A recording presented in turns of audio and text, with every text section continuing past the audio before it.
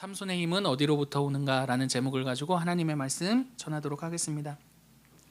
여러분 아마도 오늘 이 본문의 이야기는요 우리 모든 대부분의 사람들에게 익숙한 내용이지 않을까 싶습니다. 왜 그렇습니까? 누구의 이야기? 삼손의 이야기이기 때문입니다. 제가 얼마 전에 예수님을 믿지 않는 분과 이야기 나눴거든요. 근데 그분도 예수님을 모르시는에도 불구하고 성경에 내가 성경을 알고 있어요 라는 그 증거로 제시한 인물이 바로 삼손이었습니다. 그러니까 그러 봤을 때 삼손은 예수님을 믿으나 믿지 않으나 모두에게 대부분 알고 있는 인물 아닐까라는 생각을 합니다. 실제로 여러분 우리가 일반 사회 우리가 보는 사회 속의 인물 가운데서도 머리 길고 능력이 있으면 삼손이란 별명을 붙이지 않습니까? 제가 좋아하는 야구 선수 별명도 삼손이었거든요. 그러니까 이처럼 삼손은 우리 모두에게 익숙하다라는 거죠. 오늘 본문에 등장하는 이 삼손은요 이스라엘의 사사입니다. 여러분 사사가 뭔지 아시죠? 사사라는 뜻은요 재판관이라는 뜻이에요. 그러니까 하나님께서 이스라엘이 그때그때마다 어려울 때 사사를 보내서 이스라엘을 건져내셨는데 그게 바로 이스라엘의 사사시대라고 하고 왕정시대 이전에 있었던 그 시기가 바로 이스라엘의 이런 사사시대였습니다. 우리들에게 익숙한 사사 꼽자면은 기드온 들어보셨죠? 드보라 이런 사람들이 바로 하나님이 세우신 사사였습니다. 사사기에 기록된 사사들이 12명 정도 돼요. 근데 12명 가운데 가장 많은 비중을 차지하는 사사가 누군지 아세요, 여러분? 여러분 여기까지 힌트를 줬는데 오늘 우리가 읽은 삼손입니다. 여러분 알고 계셨어요? 12명의 사사가 등장하는데 그 중에 가장 많은 비중을 차지하는 게 바로 삼손의 이야기다라는 거죠. 사사기 13장부터 16장까지거든요. 그러니까 총 4장에 걸쳐서 할애하고 있는 게 삼손에 관한 이야기입니다. 여러분 이렇게 많은 비중을 차지한다라는 것 의도가 있는 것이겠죠. 삼손의 이 삶을 통해 전달하고자 하는 메시지가 있다라는 겁니다. 결론부터 말씀드리자면 여러분 삼손의 이야기를 이렇게 길게 할애하는 이유는요 삼손의 위대함이나 삼손의 특별함이나 이를 통해 삼손의 어떤 영웅담을 제시하고자 하는 것은 아닙니다. 오늘 본문을 보시면 한 가지 질문이 계속해서 흐르고 있거든요. 그 반복되는 질문이 삼손을 통해 오늘 본문이 우리에게 전달하고자 하는 메시지가 된다라는 거죠. 여러분 5절 눈으로 보세요. 5절 눈으로 보시면 무엇으로 말미암아 그 큰 힘이 생기는지, 그죠? 찾으셨어요? 여러분 6절도 보세요. 6절도 보시면 당신의 큰 힘이 무엇으로 말미암아 생기며, 그죠? 맞죠? 9절도 보시면 그의 힘의 근원은 알아내지 못하니라.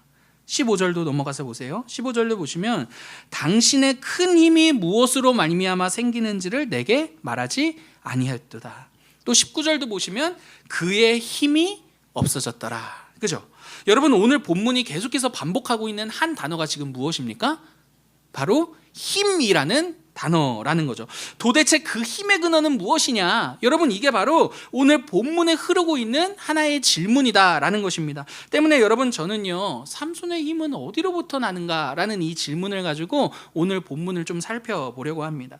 오늘 본문을 통해서요 삼손의 이야기가 우리의 이야기라는 것을 알고 그 교훈을 통해 우리의 삶을 더욱더 풍성하게 살 수 있는 저와 여러분 되었으면 좋겠습니다. 여러분 오늘 본문 속으로 들어가 보실까요? 오늘 본문을 우리가 읽은 이 본문은요 이 삼손의 이야기는 삼손의 인생 말미에 일어난 하나의 장면입니다. 삼손의 삶에는요 우리가 알고 있듯이 항상 여자가 많았어요. 이 힘과 이 권력과 이거는 한 세트인가 봐요. 아무튼 삼손의 이야기에도 여인들이 많이 등장합니다. 오늘 본문에 등장하는 들릴라는요 삼손의 삶의 마지막으로 등장하는 여인이에요. 오늘 본문은 그 여인과의 만남을 이렇게 기록하고 있습니다. 4절 같이 한번 읽어보실까요? 4절 이후에 시작. 삼손이 소렉 골짜기에 드릴라라 이름하는 여인을 사랑하며. 여러분 4절을 보시면요 이게 그냥 여인 만났나 보다 싶지만 사실 이스라엘 사람들이 이 본문을 읽으면 턱 이렇게 긴장하게 만드는 본문입니다. 위험을 감지하는 내용이기 때문이에요. 왜 그러냐 하냐면 이 소렉이라는 이 지명이 포도나무 또는 붉은 포도를 의미하는 지명이기 때문입니다. 그럼 이 소렉이라는 지역은 뭐와 연관이 있습니까? 포도를 재배하고 포도와 연관이 있는 지역이다라는 것을 생각해 볼 수가 있는 거죠. 여러분 이스라엘의 일반 사람들에게 이 포도 재배하는 거 별일은 아닐 수 있습니다. 하지만 삼손에게는 달라요. 왜요? 삼손이 나실인이기 때문입니다. 여러분, 나실인이라는 이 뜻은요, 뭐 나시다 이런 뜻이 아니라 그 뜻 그대로 풀어 설명하자면 하나님께 바쳐진 사람을 의미합니다. 그러니까 하나님께로부터 구별된 사람을 나실인이라고 한다라는 거예요. 그러니까 하나님께로부터 이렇게 구별된 나실인을 통해서 하나님이 전달하고자 하는 메시지가 있어요. 이스라엘에게 너희는 이 나실인과 같이 나에게 구별되어 나에게 바쳐져 나의 소속으로 사는 민족이야. 그러니까 나실인은 하나의 샘플로 하나님께서 이스라엘에게 허락하신 장면과 사람인 거죠. 그러니까 나실인이 이렇게 하나님께 구별된 사람으로서 지켜야 할 특징들이 있었습니다. 왜냐하면 구별된 샘플로 보여줘야 되니까, 메시지를 전달해야 되니까. 그 중에 첫 번째 하나가 무엇이었냐면 포도와 관련된 것들을 금지하라는 거였어요. 포도주를 금지하라, 이런 것처럼. 그리고 두 번째로는요, 시체를 만져서는 안 됩니다. 왜요? 시체는 부정하니까. 그리고 마지막 세 번째로는요, 머리를 밀면 안 되는 그런 특징들이 있었습니다. 여러분, 이 세 가지 특징들의 각각 의미를 살펴보기 전에 어쨌든 세 가지 특징을 묶어 하나님이 전달하고자 하시는 메시지는 너무 분명하죠. 무엇이다? 나실인은 나에게 구별되어 바쳐진 대상이고, 너희는 이 나실인을 보며 너희의 이스라엘이란 존재가 어떠한 존재인지를 알아라 라는 게 나실인의 이 세 가지 특징을 통해 전달하고자 하는 내용이 되는 겁니다. 여러분, 이런 배경에서 오늘 삼손이 소래 골짜기에 갔다, 포도를 재배하는 그곳에 갔다라는 것은 이스라엘 사람들에게 있어서, 이 배경이 익숙한 이스라엘 사람들에게 있어서는 뭐야, 삼손이 왜 거기를 가? 거기 가면 안 되지. 여러분, 이런 반응을 가져다주는 장면이다라는 거죠. 여러분, 제가 만약에 새벽 2시에 홍대에 갔다더라, 여러분 이러면 여러분 그러면은 여러분들 어떻게 생각하시겠습니까? 새벽 2시에 목사가 왜 홍대를 가? 여러분, 물론 여러분들은 저를 신뢰해 주시니까 목사님 전도하러 가셨구나 이렇게 생각해 주시겠지만, 여러분 그래도 홍대에 빠삭하신 분들은 새벽 2시에 목사가 홍대 클럽 앞에 서 있더라 이러면 뭐야, 목사가 왜 거길 가? 뭐 이렇게 생각하지 않겠습니까? 제 아내는 뭐 당신 미쳤어? 뭐 이러지 않겠습니까? 여러분, 그거와 마찬가지로 지금 삼손이 소래골짜기에 가 있다라는 건 뭐야, 왜 그러는 거야? 여러분, 이런 반응을 불러일으킨다라는 거죠. 더 나아가서 소래골짜기에 그 소래의 여인을 만났다라는 건, 이 여인은 만나면 됩니까, 안 됩니까? 안 되는 여인이다라는 거죠. 공감이 되시죠? 공감이 되시죠? 공감 안 되세요? 다 되시는 거 맞죠? 여러분, 제가 만약에 제 아내를 새벽 2시에 홍대 클럽에서 만났다더라 여러분, 이러면은 뭐 여러분들이 어떻게 보시겠습니까? 웃자고 얘기해도 웃지 않으시니까 제가 긴장이 됩니다. 여러분, 어떻게 해야 돼요, 여러분? 어찌됐든 여러분 다 이해가 되시죠? 그렇게 위험을 감지할 만한 내용이 이 4절의 내용이었다라는 것입니다. 소래골짜기에 갔는데 또 소래골짜기의 여인을 만난 상황. 여러분, 당연히 멀리함에도 불구하고요, 오늘 본문은요, 삼손이 그 여인을 멀리하기는커녕 무엇했다라고 말합니까? 그 여인을 사랑했다라고 말합니다. 여러분, 오늘 본문에 삼손에게 일어난 모든 일들은요, 이 사랑으로부터 시작됩니다. 때문에 이 사랑을 조금 더 우리가 자세히 살펴보면 좋겠는데요, 여러분, 삼손과 들릴라의 이야기는요, 사랑 이야기이죠. 때문에 삼손에 관련된 영화 모두 다 보시면 삼손과 들릴라의 사랑 이야기를 큰 줄거리를 삼아 구성하고 있지 않습니까? 여러분, 때문에 오늘 본문을 보면 삼손과 들릴라가 서로를 사랑하는 방식이 등장합니다. 그래서 각각의 방식을 좀 보면 좋겠는데, 여러분 먼저 들릴라부터 보시면요, 들릴라가 삼손을 사랑하는 방식은요, 결론부터 말씀드리자면 이득에 있었습니다. 삼손이 아니라 삼손을 통해 얻게 될 이득이 들릴라가 삼손을 사랑하는 방식이었다라는 거죠. 여러분, 5절 한번 같이 읽어보실까요? 5절, 블레셋, 시작. 블레셋 사람의 방백들이 올라가서 그에게 이르되 삼손을 꾀어서 무엇으로 말미암아 그 큰 힘이 생기는지, 그리고 우리가 어떻게 하면 능히 그를 결박하여 굴복하게 할 수 있는지 알아보라. 그리하면 우리가 각각 은 1,100개씩을 내게 주리라 하니. 여러분, 삼손이 들릴라를 사랑하게 되었다라는 것을 알게 된 블레셋 사람들이 들릴라를 찾아옵니다. 블레셋은요, 5개의 도시가 연합된 그 도시 연합 국가입니다. 이 블레셋은 항상 이스라엘과 적대 관계에 있었거든요. 근데 지금 이스라엘을 함부로 노릴 수가 없는 거예요. 왜요? 누구 때문에? 삼손 때문에 말이죠. 때문에 삼손은요 블레셋에 있어서 국가적으로 위협적인 그런 존재였습니다. 그래서 그는 드릴라를 찾아갑니다. 삼손의 힘의 근원이 도대체 어디 있는지 너가 한번 알아와 달라라고 말이죠. 그리고 그걸 알아내기만 하면 각 도시마다 우리가 은 1,100개씩을 각출해서 너에게 주겠다라고 말합니다. 각 도시가 5개니까 총 몇 개의 은입니까?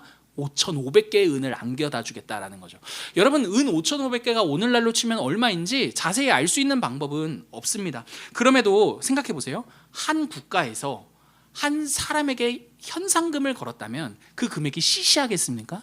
여러분, 절대 시시하지 않겠죠. 더더군다나 삼손은 한 국가의 존재를 위협하는 인물인데 그 인물에 건 현상금은 여러분 한 인생에 쓰고도 남는 금액이지 않을까 싶습니다. 여러분, 그녀가 그 힘의 근원만 알아내기만 하면 그녀의 삶은 단번에 역전될 수 있는 상황이 바로 블레셋이 그녀에게 제안한 그 금전의 의미였다라는 것이죠. 그래서 여러분, 그녀는요 삼손과 함께합니다. 그녀가 삼손과 함께하는 이유는 다른 게 아니라 삼손을 통해 얻게 될 이득이 있었기 때문이라는 거죠. 그래서 그녀는 삼손의 비밀을 알아내고자 삼손과 말하기도 하고 삼손을 자신의 무릎에 눕히기도 하고 삼손과 함께 잠자리를 갖기도 합니다. 삼손에게 계속해서 3번이나 속았음에도 불구하고요, 그녀는 삼손에게 실망하는 게 아니에요. 여러분, 만약에 사랑하는 연인이 나를 속이면 사람에게 실망해야 되잖아요. 근데 드릴라는 사람에게 실망하지 않았습니다. 그로 인해 얻게 되질 못할 결과로 인해 실망했죠. 여러분, 이 모든 게 무슨 말입니까? 드릴라는요 삼손을 통해 자신이 얻게 될 이득을 바라보며 삼손을 사랑했다라는 것이고, 그게 바로 드릴라가 삼손을 사랑하는 그녀의 사랑 방식이었다라는 것이죠. 드릴라에게 사랑은요 삼손이 아니라 삼손을 통해 얻게 될 그것에 있었다라는 겁니다. 여러분, 그렇다면 삼손, 이번엔 삼손을 볼까요? 삼손의 사랑 방식은 어땠을까요? 여러분, 결론부터 말씀드리자면 삼손의 사랑 방식은요 두려움에 있었습니다. 버려질지도 모른다라는 그 두려움 말입니다. 여러분, 이게 무슨 말인지 15절부터 17절을 제가 한번 읽어드릴게요. 드릴라가 삼손에게 이르되 당신의 마음이 내게 있지 아니하면서 당신이 어찌 나를 사랑한다 하느냐? 당신이 이로써 3번이나 나를 희롱하고 당신의 큰 힘이 무엇으로 말미암아 생기는지를 내게 말하지 아니하였도다 하며 날마다 그 말로 그를 재촉하며 조름해 삼손의 마음이 번뇌하여 죽을 지경이라. 삼손이 진심을 드러내어 그에게 이르되. 여러분, 이게 어떤 장면인지 이해가 되시죠? 삼손이 끝까지 자신의 힘의 근원을 말하지 않고 드릴라를 속이자 이번에 드릴라가 딱 완전 작정하고 삼손에게 달려드는 거죠. 어떻게 달려듭니까? 당신은 나를 사랑하는 게 아니에요. 이렇게 따져 묻는 것입니다. 당신은 나를 사랑하지 않기 때문에 나를 이렇게까지 속인 거죠 라고 말입니다. 그러자 삼손이 굉장히 괴로워합니다. 그리고 이내 자신의 힘의 근원이 어디로부터 나는지 드릴라에게 결국에는 말을 해줍니다. 여러분, 이 장면은요 뭐 사랑하는 사람끼리 뭐 그렇게 속에 있는 비밀 얘기도 하고 그러는 거지, 여러분 이렇게 볼 수 있는 장면이 아니라는 것 모두가 아실 것입니다. 왜 그렇습니까? 삼손이 이 말을 하는 이유는요 두려웠기 때문이죠. 어떤 두려움이요? 드릴라가 이렇게 계속하다가는 드릴라가 나를 떠날지도 모른다라는 그러한 두려움에 의해 말한 것이기 때문입니다. 여러분, 드릴라는 이렇게 말하는 거죠. 때문에 삼손, 당신 나 사랑하는 거 맞아? 그럼 말해봐. 그렇지 않으면 나는 당신을 떠날지도 몰라. 왜? 당신이 말을 하지 못한다는 건 나를 사랑하지 않는 것이기 때문이에요 라고 말이죠. 내가 나에게 자신의 비밀도 말해주지 않는 사람과 뭐하러 이렇게 사랑하고 뭐하러 같이 있을 수 있겠어요 라고 말입니다. 때문에 여러분, 삼손이 드릴라에게 자신의 비밀을 말했다라는 것은요 그녀를 너무나 사랑해, 그래서 나의 비밀을 나누고 싶어, 여러분 이런 맥락이 아니라 그녀에게 버려질 게 두려워서 버려지지 않기 위해 선택한 결과였다라는 것이죠. 사랑하는 여러분, 여기까지의 내용을 정리하면 드릴라의 사랑 방식과 삼손의 사랑 방식은 드릴라는 어떻습니까?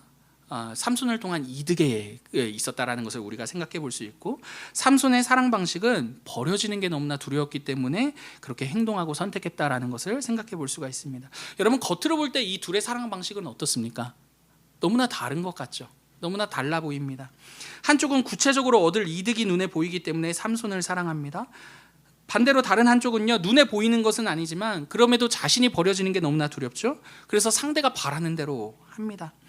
그러나 여러분, 이렇게 너무나 달라 보이는 이 둘의 사랑 방식이요, 사실은 너무나 닮아 있다라는 것을 생각해 볼 수가 있습니다. 왜 그렇습니까? 그 사랑의 방식 끝에는 결국에 자기 자신이 서 있기 때문입니다. 여러분, 이게 무슨 말인지 이해가 되시나요? 여러분, 이 둘의 사랑 방식은 다른 것 같지만 결국에는 그렇게 함으로써 누구를 추구하고 누구를 목적하고 있습니까? 나를 목적하고 나를 추구하고 있는 거죠. 삼손을 통해 이득을 얻겠다라는 드릴라의 사랑 방식도 그 끝에는 자기가 있고요, 삼손 역시도 드릴라에게 버림받지 않기 위해 선택한 그 모든 행동 끝에는요, 드릴라가 아니라 결국에는 버림받게 될 자기 자신이 서 있다라는 것을 우리가 생각해 볼 수 있다라는 겁니다. 사랑하는 여러분, 우리는요 반드시 무엇인가를 사랑하는 존재입니다. 여러분, 무엇인가를 사랑한다라는 것은요, 우리의 마음이 무엇인가에 더 기울어져 있다라는 것을 의미하는 거예요. 여러분, 오늘 본문은요, 단순히 사랑을 말하고 싶은 것이 아니라 사랑을 통해서 우리의 마음이 어디에 기울어져 있는지를 보라라는 것을 사랑을 통해 말하고 있다라는 것입니다. 여러분, 오늘 본문은요, 이 삼손의 이야기를 통해 우리의 마음이 어디에 기울어져 있다라고 말하고 있습니까? 바로 자기 자신에게 기울어져 있다라고 말하는 것이죠. 여러분, 우리의 마음은요, 자기 자신에게 기울어져 있다라는 것이 오늘 본문이 삼손의 사랑 이야기를 통해 우리에게 말하고자 하는 메시지가 된다라는 것입니다. 여러분, 혹자는요, 자기 자신을 사랑하는 게 뭐가 그렇게 문제예요? 목사님, 자기 자신을 미워하는 것보다 차라리 사랑하는 게 더 나은 것 아니에요? 이렇게 말하실 수 있는 분이 계실 수도 있을 것 같습니다.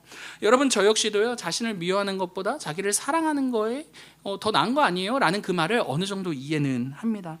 하지만 여러분, 한번 가만 생각해 보면 나를 미워하는 그 마음도 나를 사랑하는 그 마음도 결국에 내가 내 자신에게 마음이 기울어져서 선택하는 결과라는 것을 생각해 볼 수 있을 것 같습니다. 왜 그렇습니까, 여러분? 내가 내 자신을 미워하는 이유를 가만 보니까요, 결국에 내가 내 마음에 들지 않기 때문이고, 내가 반대로 내 자신을 사랑할 때도 보면요, 내가 내 마음에 들기 때문이다라는 것이죠.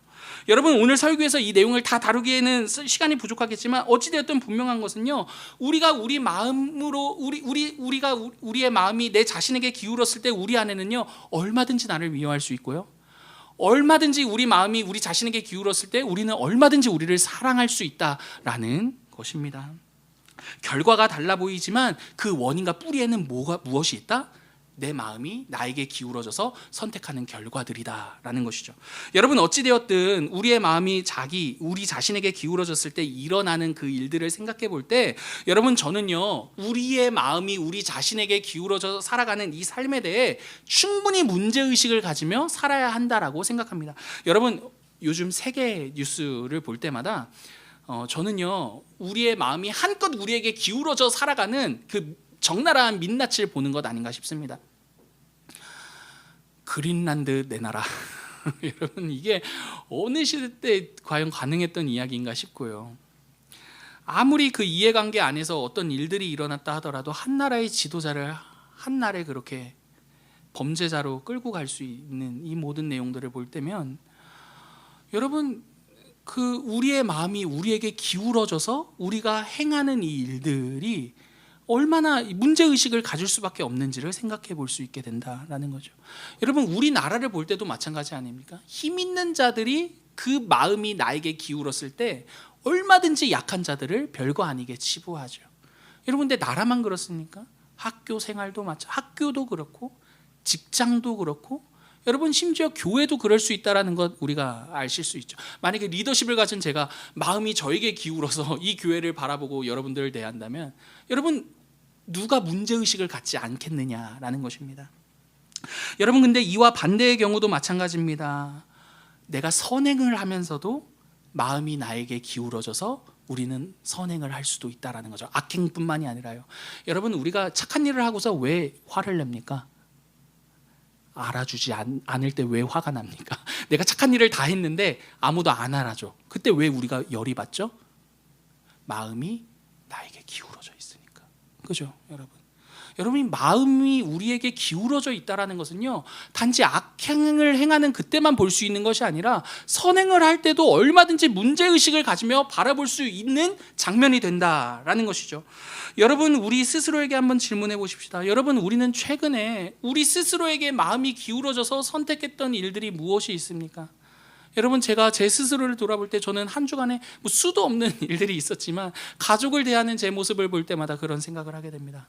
여러분, 아내를 대할 때도요, 자녀들을 대할 때도요, 제 마음이 저에게 기울어져서 때로는 짜증을 내기도 하고요, 때로는 뭔가 잘해보려고 했는데도 마음이 이미 저에게 기울어져서 잘한 그것을 가지고 제 자녀들과 제 아내를 비난하고 있는 제 모습을 발견하게 되기도 하기 때문입니다. 여러분, 그렇다면 여러분들은 어떻습니까? 여러분들은 나에게 마음이 기울어져서 행동할 때가 있습니까? 없습니까? 여러분, 좀 더 솔직하게 말해보자면 여러분, 우리의 마음은요, 늘 항상 나에게로 기울어져 있지는 않습니까? 여러분, 오늘 본문 20절에서 이러한 자기중심성, 이렇게 자기에게 마음이 기울어져 살아가는 사람들의 비참함을 무엇이라 말하느냐 하냐면, 하나님이 떠나셨는데도 그것을 깨닫지 못했더라 라고 삼손의 이야기를 통해 우리에게 들려주고 있죠. 여러분, 하나님이 떠났는데도 왜 깨닫지 못해요? 삼손이 온통 마음이 누구에게로 기울어져 있기 때문에, 자기 자신에게 기울어져 있기 때문인 거죠. 여러분, 저는요 즐겨보는 프로그램 중에 나는 솔로라는 프로그램이 있는데 재밌잖아요. 그거 나는 솔로 되게 재밌습니다. 한번 보십시오. 근데 나는 솔로 딱 출연한 이후에 유튜브 라이브로 그 나는 솔로 그 당시의 후기를 들려줍니다. 근데 그 후기 때마다 빠지지 않고 등장하는 멘트 중에 하나가 무엇이냐면, 죄송합니다, 반성합니다, 제가 그런 사람인 줄 몰랐습니다. 이 워딩 그대로는 아니지만 이런 식의 사과를 꼭 합니다. 왜요? 내가 그렇게까지 이기적인 사람인 줄 몰랐기 때문에. 여러분, 근데 저는 그 사람들의 그 말이 우리들의 말과도 우리들의 말이라고 생각을 합니다. 여러분, 만약에 모니터 딱 우리에게 달아놓고 우리의 삶을 관찰하면 여러분, 아마 우리의 모습 가운데서 내가 저런 인간과는 상종 안 하지 라는 그 모습이 우리에게 있을 거고요, 아니 어떻게 저렇게 해? 하는 그 모습이 우리에게도 발견될 것이기 때문입니다. 왜요? 우리 역시도 우리의 마음이 나에게로 기울어져 있기 때문입니다. 여러분, 그래서 남이 하면은 불륜이지만 내가 하면 뭐예요? 로맨스잖아요. 여러분, 그 말 자체가 뭘 의미합니까? 온통 우리의 마음이 나에게 기울어져 살아가는 게 우리들의 일반적인 모습이다라는 거죠. 여러분, 오늘 본문은요, 이렇게 자기에게 기울어져 살아가는 사람들의 그 우리들의 인생의 결말에 대해 삼손의 결말을 통해 말해주고 있습니다. 그게 21절이에요. 21절 같이 한번 읽어보실까요? 시작. 블레셋 사람들이 그를 붙잡아 그의 눈을 빼고 끌고 가사에 내려가 노줄로 매고 그에게 옥에서 맷돌을 돌리게 하였더라. 여러분, 삼손의 삶은요, 굉장히 비참하게 끝을 맺죠. 물론 이건 완전한 끝은 아니었어요. 왜냐하면 나중에 포로로 끌려가 노예로 끌려가서 두 기둥에 손을 얹고 그 기둥을 무너뜨림으로 블레셋에게 완벽한 복수를 하기 때문입니다. 여러분, 어찌되었던 그의 마지막은요, 절대로 긍정적이지만은 않았다라는 거죠. 근데 여러분, 오늘 본문이 무서운 이유가 무엇이냐면, 이렇게 마음이 자기에게 기울어져 살아가는 이 삼손의 결말이 누구의 결말일 수도 있다? 우리의 결말일 수도 있다라고 말하는 것이기 때문에 여러분, 이 장면이 그냥 넘어갈 수 없는 삼손의 이야기야 라고 끝낼 수 없는 장면이 된다라는 것이죠. 여러분, 우리 모두는요, 우리 자신에게 마음이 기울어진 이 존재적인 이 한계로부터 자유로울 수 있는 사람은 아무도 없을 것입니다. 여러분, 당장에 우리가 사랑한다라고 말하면서도 여전히 그 우리의 마음이 나에게 기울어져 있는 우리의 마음을 한번 살펴보시기를 바랍니다. 여러분, 남편에게 대하는 내 모습, 아내에게 대하는 내 모습을 보십시오. 사랑해서 결혼했음에도 불구하고 내 마음이 나에게 기울어져서 내 아내와 내 남편을 대하고 있지 않습니까? 여러분, 남자친구와 여자친구도 마찬가지일 것입니다. 뜨겁게 연애하면서도 여전히 마음의 한복판에는 내 자신에게 내 마음이 기울어져 있다는 것을 보게 되는 거죠. 여러분, 나를 낳아주신 부모님께도 우리가 그런 마음을 갖지 않습니까? 나를 생명 걸고 낳아주셨는데 그 생명 걸고 낳아주신 부모님께 우리가 마음을 쏟기보다 더 얼마든지 내 자신에게 마음을 기울어져 살아가는 게 우리의 한계요, 우리의 현실이다라는 거죠. 때문에 여러분 삼손의 모습은요, 삼손만의 모습이 아니라 누구의 모습이기도 합니까? 우리의 모습이다라는 것입니다. 근데 여러분 오늘 본문은요 21절에서 끝나지 않습니다. 여러분 저는요 이 21절에서 끝나지 않는 이 지점이 우리 모두에게 복음이라고 생각합니다. 이게 너무나 다행이라고 생각한다라는 거예요. 여러분 오늘 본문 21절에서 끝나지 않고 22절에서요 그럼에도 불구하고 하나님이 하신 일을 이렇게 말해 줍니다. 22절 같이 한번 읽어보실까요? 그의 시작 그의 머리털이 밀린 후에 다시 자라기 시작하니라. 여기 22절은요 사실 그 앞에 접속사 하나가 더 필요합니다. 여러분 히브리어에서는요 접속사를 문맥에 따라 번역하는데요, 여기서 번역돼야 될 히브리어 접속사는요 그러나입니다. 근데 한글 성경에는 생략이 되어 있고 영어 성경을 보시면 때문에 그러나라는 접속사를 삽입하고 등장시키고 있습니다. 여러분 정리하면 오늘 본문은요 이런 거죠. 우리가 만들어낸 결과에 대해 그러나 하나님이 만들어내신 결과가 있다 라며 본문의 이야기를 마치고 있다라는 것입니다. 여러분 그 결과가 무엇입니까? 머리가 다시 자라나기 시작했다라는 거죠. 여러분 삼손에게 머리카락은요 하나님과의 관계입니다. 드릴라에 의해 머리가 밀린 삼손은요 하나님과의 관계가 끝났다라고 생각했는데 오늘 본문 22절이 이렇게 말하는 거죠. 그러나 하나님께서는 삼손과의 관계를 끊지 않으셨다라고 말이죠. 여러분 이 장면은요 오늘을 살아가는 우리 모두에게 위로가 되고 힘이 되는 말씀입니다. 왜냐하면 삼손의 자기중심성에 대해서요, 그리고 오늘을 살아가고 있는 우리의 자기중심성에 대해서요, 당연히 이 자기중심성으로 인해 하나님께로부터 끊겨 살았어야 될 우리에 대해서요, 그러나 하나님은 그럼에도 불구하고 이 관계를 끊지 않으신다라고 말씀하시는 내용이 되기 때문입니다. 여러분 자기중심성은요 하나님이 떠나셨음에도 떠나신 줄도 모르게 만드는 하나님과의 관계에 있어서 치명적인 우리의 한계입니다. 여러분 생각해 보십시오. 사람을 사귈 때 자기만 알아, 이기적이야, 그러면 그 사람과 계속해서 오랫동안 교제하고 싶습니까? 여러분 아무도 그렇지 않을 것입니다. 재빠르게 손절을 하면 했지 그 사람과 누가 오랫동안 사귀고 싶겠습니까? 여러분 우리가 하나님에 대해서도 그런 존재인데, 그렇게 우리에게 마음이 기울어져서 살아가는 존재인데 오늘 본문은 이렇게 말하는 거죠. 그러나 하나님께서는 다시금 손을 내미시고 그 자기중심성 가운데 살아가는 우리를 그것으로부터 건져내시기로 그 관계를 끊지 않으셨다라고 말이죠. 여러분 바로 이 지점이요 삼손의 힘의 근원이 무엇인지를 말해주는 대목이 되는 것입니다. 여러분 삼손의 힘은요 단순히 머리카락에 있었던 것이 아닙니다. 나시릴에게 머리털은요 하나님과의 관계를 말해주는 것이지 그 자체가 효력이 있는 것은 아니었기 때문입니다. 때문에 여러분 삼손의 힘의 근원은 무엇이었습니까? 바로 하나님 그분 자신이었습니다. 그래서 여러분 하나님이 떠나심으로써 삼손이 힘을 쓸 수 없었다라고 본문이 말하는 것이죠. 삼손의 머리카락이 잘려서 힘을 잃은 것은요 머리카락이 잘린 게 곧 하나님과의 관계를 끊은 것이었기 때문입니다. 사랑하는 여러분, 삼손의 힘의 근원은요 머리카락이 아닙니다. 삼손의 힘의 근원은요 그럼에도 불구하고 그와 함께 하시는 누구이십니까? 하나님이 되신다라는 것입니다. 삼손을 포기하지 아니하시는 하나님이요 바로 삼손의 힘의 근원이 되신다라는 것이죠. 여러분 저는요 오늘을 사는 우리들에게도 이 내용이 마찬가지라고 생각합니다. 여러분 오늘을 사는 우리의 힘의 근원은 누구이십니까? 여러분 하나님이십니다. 여러분 우리가 이렇게까지 우리의 마음을 우리에게 기울어져 하나님과 관계가 끊긴 것처럼 방불하게 그런 이기적인 존재로 살아감에도 불구하고 그러나 그분이 우리와의 관계를 포기하지 않으시는 그 하나님이라는 그 사실이 바로 우리의 힘의 근원이 된다라는 것이죠. 여러분 우리는요 하나님을 사랑한다라고 하면서도요 드릴라처럼 하나님을 사랑합니다. 하나님을 통해 무엇인가를 얻을 게 있을 때는 아주 상냥하죠. 그러나 얻을 게 없을 때는 금세 차가워집니다. 오늘 하나님께서 예배드리고 나가는 사람마다 1억 준다 그러면 우리의 눈이 어떻겠어요? 빛나죠. 하나님 말씀만 하십시오. 1억이라니요. 여러분 그렇지 않겠습니까? 근데 그런 게 안 보이면 금세 마음이 식습니다. 여러분 또 삼손과 같이 하나님을 사랑하고 있지는 않습니까? 이거 안 하면 벌 주실까 봐 뭔가를 하고, 이거 안 하면 주일날 예배 안 드리면 한 주가 찝찝할까 봐 예배 드리고, 여러분, 그런 식으로 버려지지 않기 위한 신앙생활과 하나님을 사랑하는 행동으로 우리의 신앙생활을 이어가고 있지는 않습니까? 그렇게 이러한 모습이 여러분 결국에는 나를 섬기고 나를 사랑하는 모습이라는 걸 생각하십시오.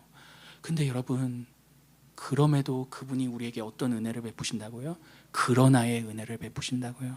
여러분, 오늘 본문 22절에 그러나 그의 머리털이 밀렸음에도 불구하고 다시 자라나기 시작하느라, 여러분, 그 말의 의미가 그것이다 라는 거죠. 사랑하는 여러분, 하나님께서는요 우리를 포기하지 않으십니다. 그래서 그 하나님께서는요 이렇게 이기적인 존재가 우리임에도 불구하고 도리어 우리를 위해 자신의 하나뿐인 아들을 내어주셨습니다. 여러분, 그분이 주셨다, 내어주셨다라는 그분의 사랑 방식은요 우리가 이 땅에서 경험하는 사랑의 방식과는 역행하는 것이죠. 왜 그렇습니까?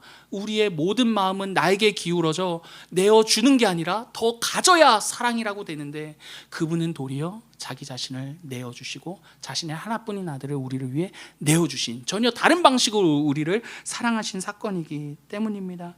여러분, 그분의 사랑은요 우리의 자기 중심성과는 전혀 다릅니다. 여러분, 그분은요 그분 중심성으로 우리를 사랑하시는데, 그분의 중심성은요 자신을 포기하시고 희생하시고 우리를 위해 자기 자신을 내어주시는 사랑이다라는 거죠. 여러분, 그 하나님이 바로 우리의 힘이 되십니다. 우리를 절대로 포기하지 아니하시는 그 하나님이 오늘을 살아가는 우리의 인생에 힘이 되는 우리 힘의 근원이다라는 거죠. 여러분, 어쩔 땐 나도 내 인생 포기하고 싶지 않아요? 여러분, 어쩔 때는 나도 내 인생을 사랑할 수 없지 않아요? 근데 여러분, 그 힘이, 내 인생을 그럼에도 불구하고 사랑할 수 있는 힘이 어디로부터 나옵니까? 그러나 그분은 나를 사랑하시니까, 그러나 그분은 나를 포기하지 않으시니까. 여러분, 우리 힘의 근원은 거기에 있다라는 거죠.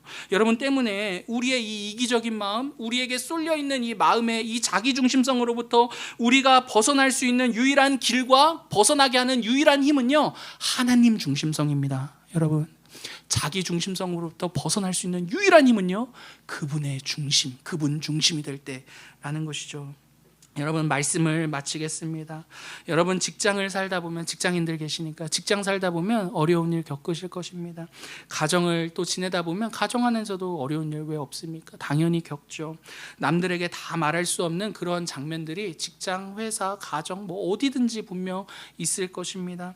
여러분, 내가 이 땅에서 나로 살아가는 모든 순간들에 있어서 이게 무슨 말입니까? 우리에게는 힘이 필요하다라는 겁니다. 여러분, 우리에게는 정말 힘이 필요합니다. 여러분, 그 힘을 어디에서 받으시겠습니까? 오늘 본문이 우리에게 말해주는 거죠. 우리의 힘은 어디로부터 온다? 하나님께로부터 온다라고 말입니다. 어떠한 하나님? 그렇게 이기적으로 마음이 나에게 쏠려서 살아가는 우리 인생에 한결같으시며 포기하지 아니하시는 그 하나님, 그 하나님만이 우리의 힘이라고 오늘 본문이 우리에게 말해준다라는 거죠.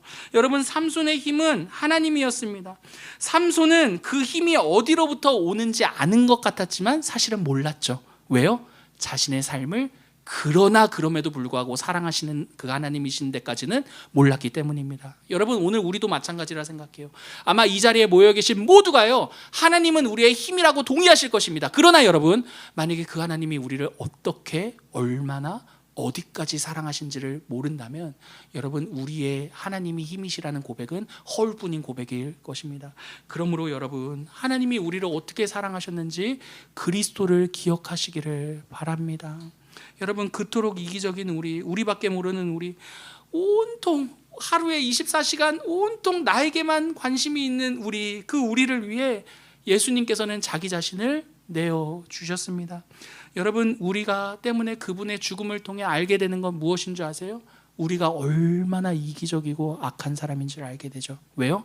하나님이신 그분이 죽으셔야만 할 정도로 우리의 이기심은 심각했기 때문에. 그러나 여러분, 반대로요, 한 번 더요, 얼마나 더 큰 사랑을 받았는지도 알게 되죠. 왜요? 하나님이신 그분이 자신의 생명을 주시기까지 우리를 사랑하신 사건이, 그분이 우리를 위해 자신을 내어주신 사건이니까요. 사랑하는 성도 여러분, 그 그리스도를 통해서요 그분이 우리 인생의 힘이라는 것을 기억할 수 있었으면 좋겠습니다. 여러분, 내가 나를 힘으로 삼아 살아가는 삶에는요 여러분, 정말 힘을 가질 수 없을 것입니다. 왜요? 그 힘은 한계가 있기 때문이죠. 그러나 우리를 포기하지 아니하시는 그분이 우리의 힘이 될 때 여러분 우리에게 주어진 우리의 삶을요 정말 우리답게 살아낼 수 있을 것입니다. 그렇게 하나님을 우리의 힘으로 여기면서요 우리에게 주어진 믿음의 여정을 걸어내시는 저와 여러분 되기를 간절히 기도합니다.